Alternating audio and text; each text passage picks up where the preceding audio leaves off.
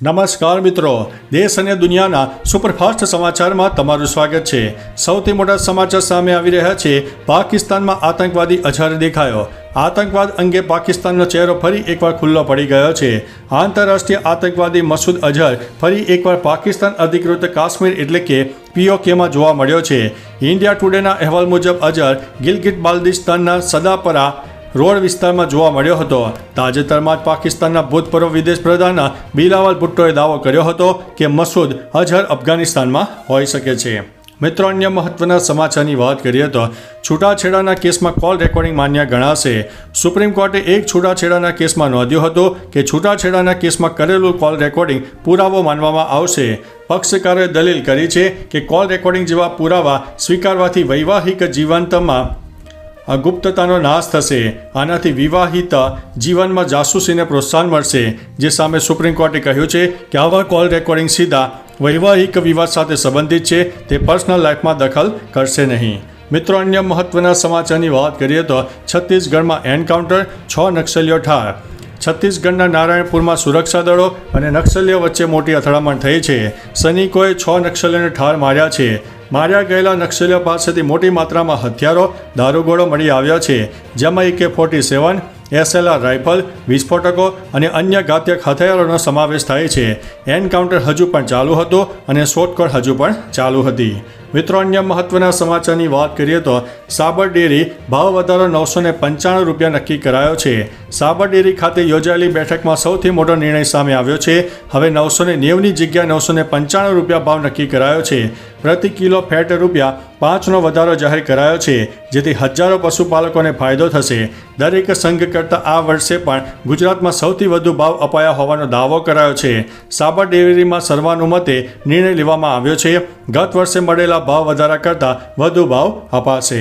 મિત્રો, અન્ય મહત્વના સમાચારની વાત કરીએ તો દુબઈમાં બની રહી છે વિશ્વની સૌથી ઊંચી હોટેલ। દુબઈ હવે બુર્જ ખલીફા પછી વિશ્વની સૌથી ઊંચી હોટેલ સિયાલ ટાવર ખોલવા જઈ રહ્યું છે। આ ભવ્ય હોટલમાં 1004 રૂમ અને 147 લક્ઝરી સ્વીટ્સ હશે। ખાસ વાત તો એ છે કે આ હોટલના રૂમના બેડમાંથી જ બધું દુબઈ નિહાળી શકાય છે। હોટલમાં 81 માળ પર સ્કાય લોન્જ અને 76મા માળ પર સ્કાય પૂલ છે અને 74મા માળ પર ટેટુ રેસ્ટોરન્ટ જેવી અનેક સુવિધાઓ હશે। ઉપરાંત 12 માળનો એટીરિયમ સ્કાય ગાર્ડન પણ જોવા મળશે। મિત્રો, અન્ય મહત્વના સમાચારની વાત કરીએ તો ઇઝરાયલ એક આતંકવાદી સ્ટેટ છે।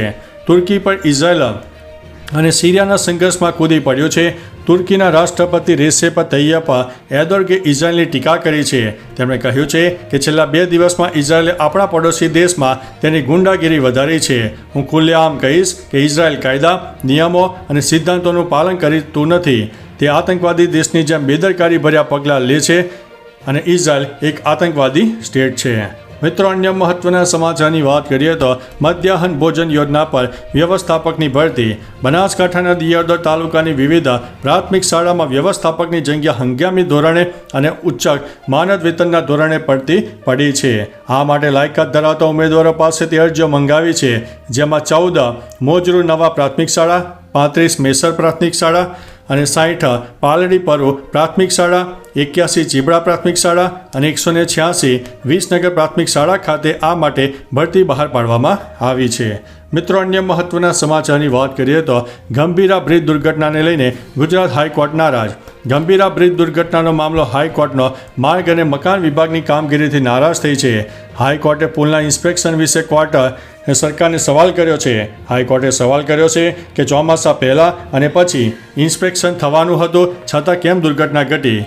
રાજ્ય સરકાર વતીથી એડવોકેટ જનરલે કોર્ટમાં માફી માગી અને અધિકારીઓ રાજ્યના બ્રિજનું ઇન્સ્પેક્શન કરી રહ્યા હોવાનો દાવો કર્યો હતો। મિત્રો, અન્ય મહત્વના સમાચારની વાત કરીએ તો કોમ્પ્યુટર ઓપરેટરે કરી છે છેતરપિંડી। કાલાવાડ તાલુકાની મામલતદાર કચેરી ખાતે કોમ્પ્યુટર ઓપરેટર તરીકે ફરજ બજાવતા કર્મચારીએ પરાક્રમ કરીને સરકારને ધૂંબો માર્યાનો કિસ્સો સામે આવ્યો છે। નાયબ મામલતદાર અને ફરિયાદીની જાણ બહાર લોગિન આઈડી અને પાસવર્ડનો દુરુપયોગ કરીને 16 લાભાર્થીઓના ખાતાઓ ફરીથી શરૂ કરી દીધા બાદ સમાજ સુરક્ષા શાખાની યોજનાઓમાંથી 9.54 લાખ રૂપિયાની છેતરપિંડી કરી હોવાનું સામે આવ્યું છે।